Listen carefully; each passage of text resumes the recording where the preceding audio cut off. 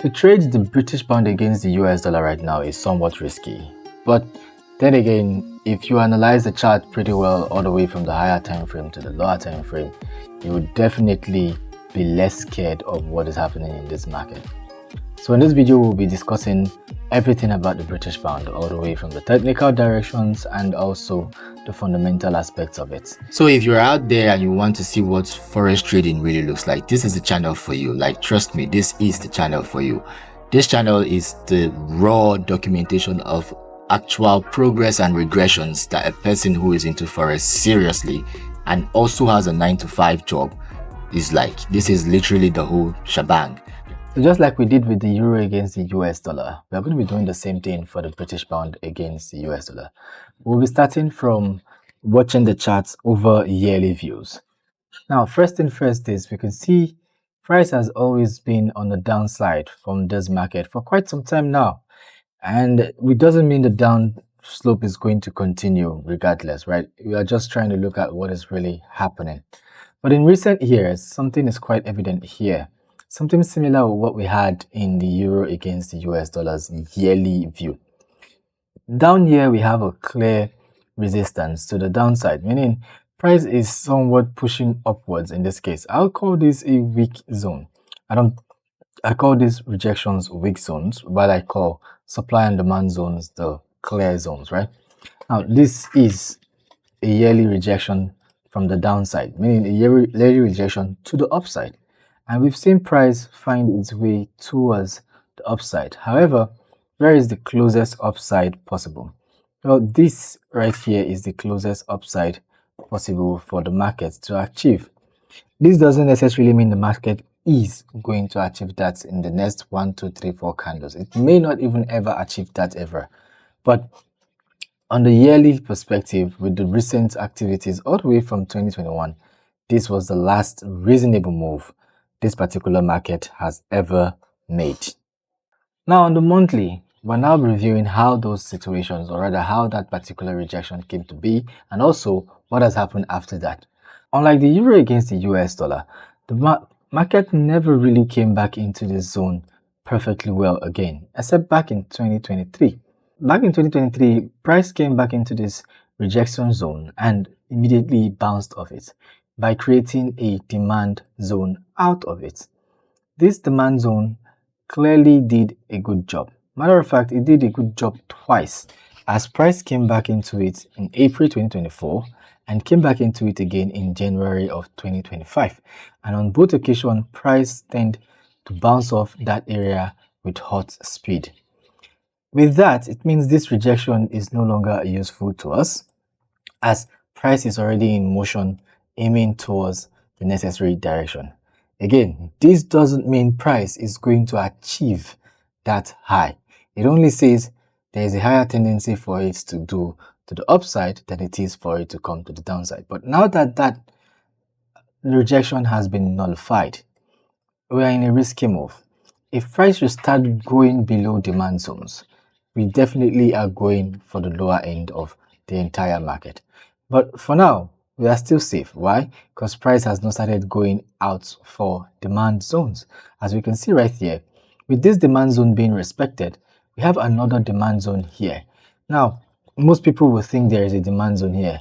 But again, like I said, demand zones aren't drawn because you see price running away from a location. No, demand zones are drawn because you see price strongly running away from a position, thereby creating imbalances, also known as fair value gaps.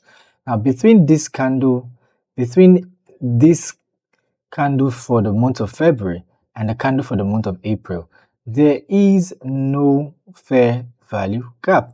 There is no clear space. As you can see, price did close up entirely. So where do we have that space? We have that space here instead. So it means demand starts from here all the way to the bottom. And what does that also mean? Because this has been utilized, we can remove this from the chart, making this whole range our monthly demand zone. But this is something you need to also pay attention to. The monthly demand zone has been mitigated a tiny bit. Now, this kind of mitigation is not something that you will say is a clear enough mitigation. Why? Because even when you decide to use the precise zone, this is what you get. No mitigation available in this case, as you can see. So with this in mind, we do have a reason to say this demand zone is still active on the monthly. Now, the next thing we ought to look out is for what may reject or what will happen to the upside. If you look back here, exactly where price currently actually is, you will notice that there is a supply zone right here. Now, the clearest supply zone is all the way from just this candle. And as you can see, this is clearly a supply zone for the monthly, which price seems to have come into multiple times, right? Price came into it the first time, dug real deep into it before it pushed down and found demand to push up again, thereby cancelling out this zone. But by logic of supply and demand, proper logic of supply and demand, this whole thing here is actually a clear supply zone. Matter of fact, the last candle for a supply zone here is this candle. Why? Simply because this is where the last push to the upside with a clear fair value gap existed. So this whole area being a supply zone is reasonable. Now, precise drawing still makes us see that price has dug in real deep into this zone. If you look at it again, the yearly target was up here. However, the zone around the yearly target has been met. So this means that there's a high tendency that even if this yearly target is going to be taken, it's going to take quite a lot for it to work. We are most likely going to be seeing push to the downside, then we are going to be seeing a push more to the upside for this market to do its thing. With that in mind, let's take a look at what the weekly has to show to us. But before we dive into the weekly, the monthly candles are huge candles. They are really big time frame coverage. So we need to be careful and check in again. Now, looking back some months prior, or rather some months to the backside, you would notice that we also have a demand zone back here, all the way from the month of November, created by the month of November, or rather started by the month of November, as we have, as usual, an imbalance here. So this is a monthly demand zone, and you can see how that demand zone is so fresh but standalone. It's fresh, however, but it's a standalone zone, as there is nothing backing it. There is no demand zone behind it backing it, meaning it's a zone that is standing because it's a monthly zone for other time frame, but on the monthly it is not a well-groomed zone. So in this case, this is actually a weak demand zone on the monthly. It is a demand zone nevertheless, but it's weak. Again, moving on to the weekly, we don't have supply zones up there in the monthly, and we are currently in one that has been completely mitigated and nullified. So we could take this one out of the zone, or rather out of the view. What do we have here on the weekly? Well, on the weekly time frame, weekly time frame, what we see here is looking all the way from the last bus stop, which is this. We had price run up, creating good demand zones as it was going, and then created major rejection. So this is a major rejection on the weekly. Now this again is a rejection, just like the one we drew before. And with this rejection on the weekly, price seems to have capitulated so hard that it even took out a weak demand zone. You can see this was a weak demand zone right here, and price did what? Price took it out. This is a weak weekly demand zone, and price took it out perfectly fine. Now when price takes out that weak demand zone, what happened? Price came down into the weak monthly sub demand zone. Mind you, in this weak monthly demand zone, we have strong weekly demand zones. This is a strong weekly demand zone. Now, price came into the zone, right, and has bounced off it and created another demand zone. So That one is nullified. I'm just going to use the rectangle to draw out this demand zone. So this is the latest weekly supply zone and demand zone we have. Now, out of this rejection, when price was pushing away from this rejection, it created a good supply zone right here. So this right here was a very good weekly supply zone, meaning that this rejection has some really good potential to it, but price has not really come back into that rejection area. Price has not completely mitigated it yet. However, price did walk through it a little bit. You can see the forthcoming week, price went back into that rejection and went out, went back into that rejection and went out. So in my opinion, I'll personally say this has been utilized. As long as price has come into it at all, it has been utilized. And now we had this clear weekly supply zone, which price recently touched into. And price didn't just touch into it, price went well into it, giving us a usage of this zone.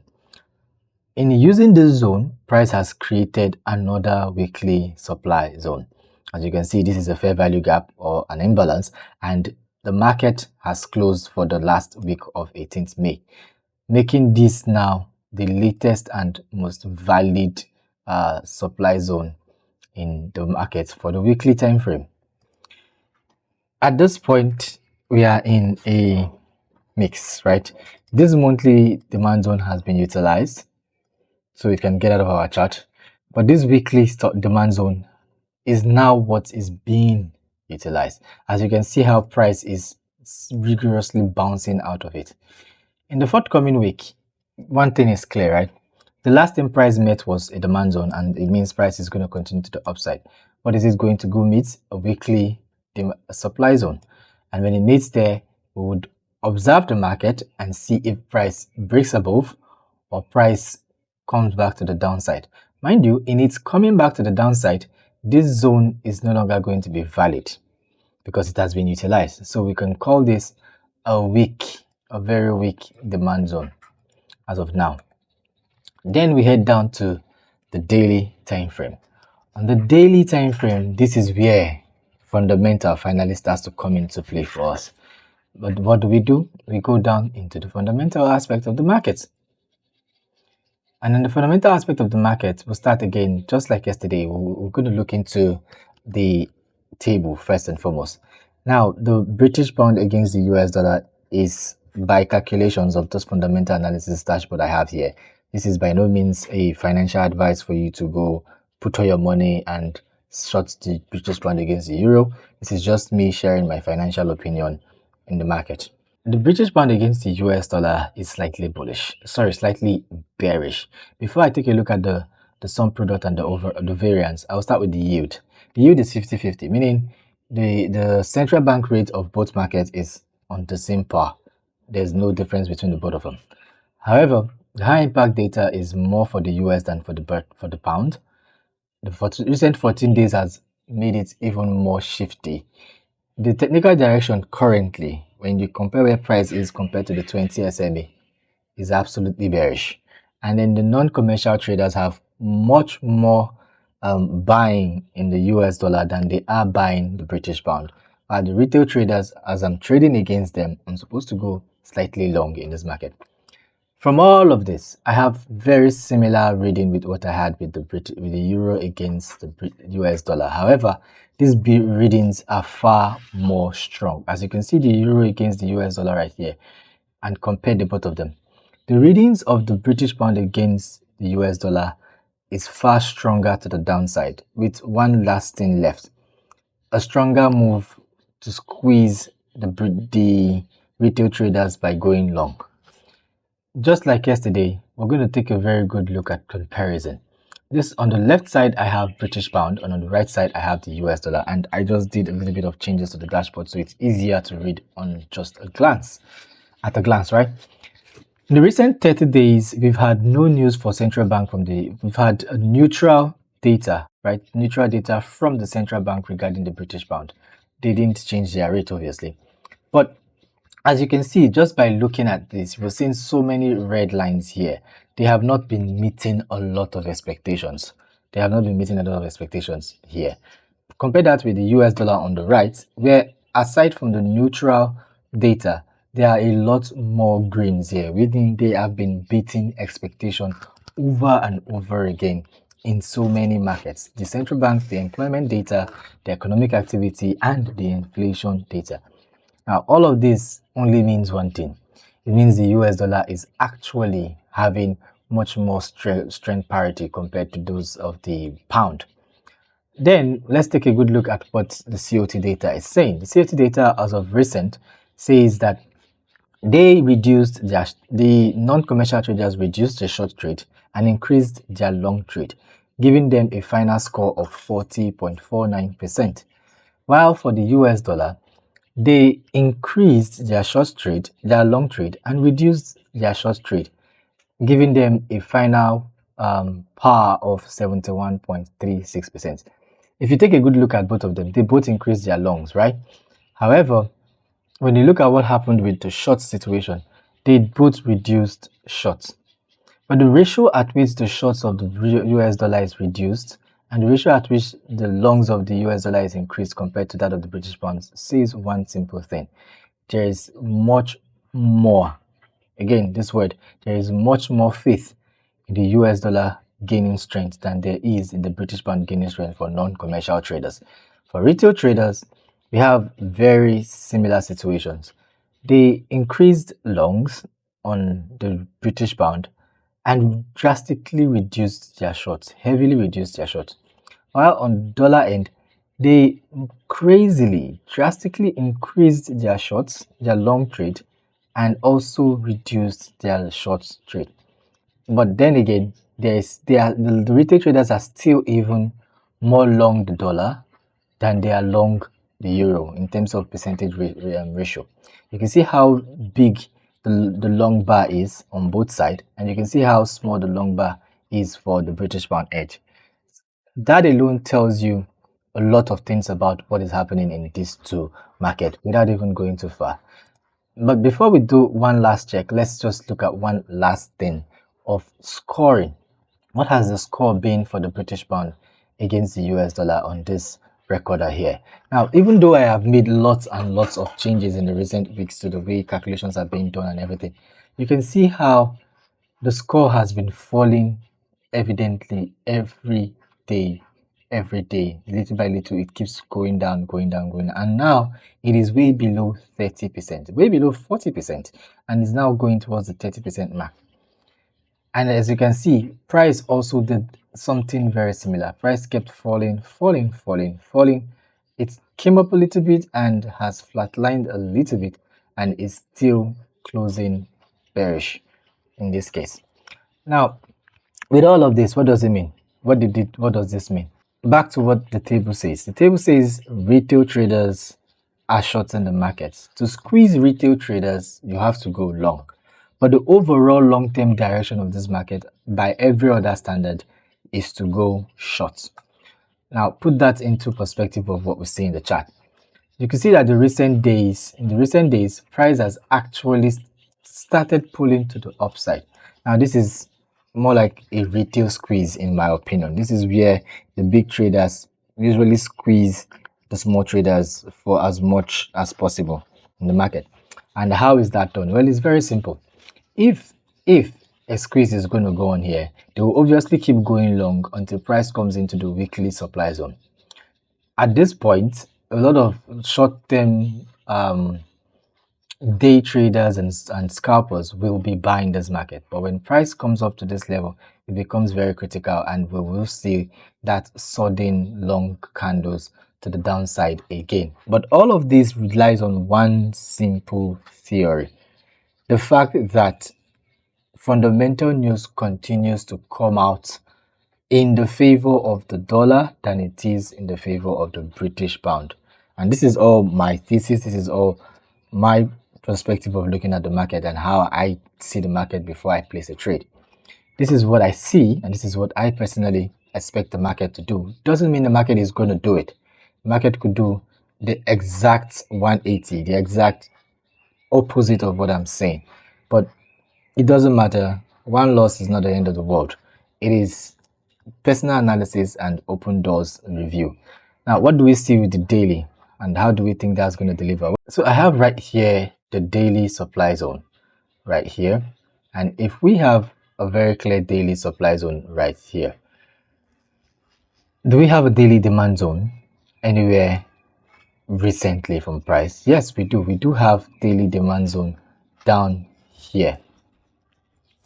This is a daily demand zone, and price has not mitigated it yet. Price has not mitigated it yet.